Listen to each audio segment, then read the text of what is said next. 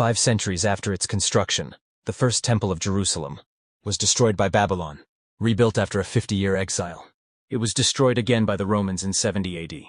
The kingdoms of Israel and Judah have millennia-old roots. The Jewish revolt was a disaster, resulting in 600,000 deaths and as many exiles. For 18 centuries, 200,000 people survived on this land of sand and marshes.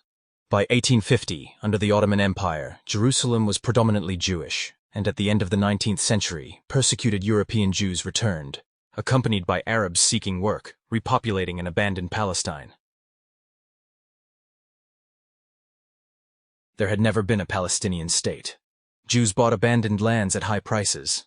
Very few small landowners' lands were abandoned under orders from Arab radio stations in 1948. They succeeded in clearing, draining, and developing the land, creating jobs in a virtuous cycle of economic development.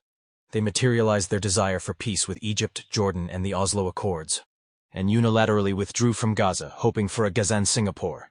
Even in war, they warned civilians of bombing sites, provided vaccines for Gazan children, and allowed humanitarian aid to pass through, despite the terrible tragedy of October 7th. After the Basel Congress, and the Balfour Declaration promising a Jewish homeland in Palestine, the League of Nations mandate placed Palestine under British control. In 1947, the UN voted for the partition of Palestine. The Jews accepted it and proclaimed their independence, but the Arabs refused, and Egypt and Jordan invaded the country.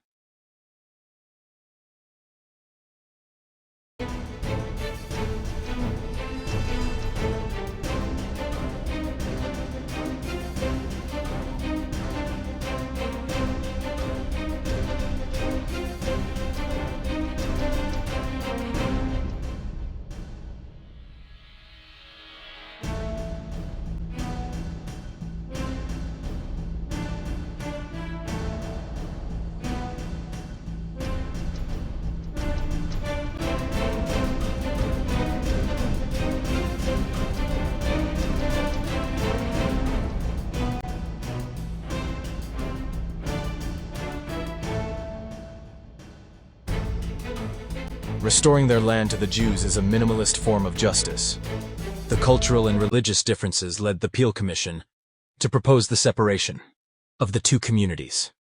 Since 1966, Arabs and Jews have had equal rights in the region's only democracy. The creation of the Muslim Brotherhood in 1928 in Egypt by Hassan al-Banna solidified the radicalization of jihadist Islam. The Grand Mufti of Jerusalem aligned himself with Hitler and the Ummah, the global supranational Muslim community, embracing a unified, conquering, and totalitarian vision, including the subjugation of women and the execution of homosexuals. Even more surprising is the position of woke ideology, which claims to represent humanism and charity, yet stands alongside the Muslim Brotherhood, guiding indoctrinated Palestinians toward the extermination of Jews at all costs.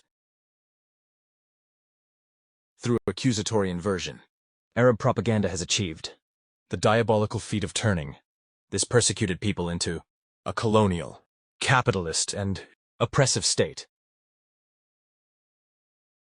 While it is sad to see that no Arab country is a democracy, one can still hope that an enlightened despot might guide his country toward humanistic education and allow the next generation to make peace.